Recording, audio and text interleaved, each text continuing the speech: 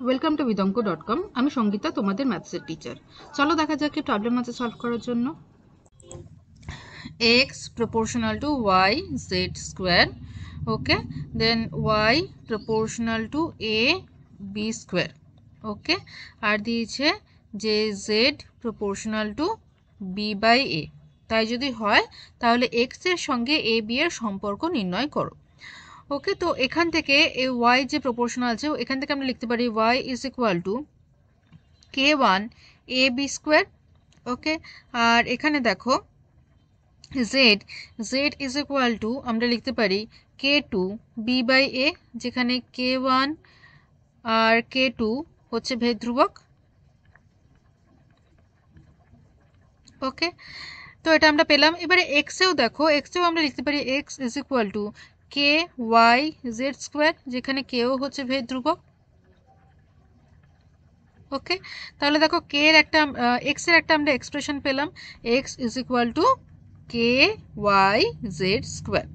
এবারে এখানে ডান দিকে y আর z এর যে এক্সপ্রেশন দুটো আমরা এখানে পেয়েছি সে দুটো এখানে বসিয়ে দিই। ঠিক আছে, তাহলে k ইন্টু y কি পেয়েছি k1 a b স্কোয়ার, আর z কি পেয়েছি k2 b বাই a, আর z এর হোল স্কোয়ার আছে তাহলে এটা হোল স্কোয়ার করে দিলাম। ওকে, তাহলে দেখো কি আসছে x is equal to k1 a b square into k2 square into b square by a square.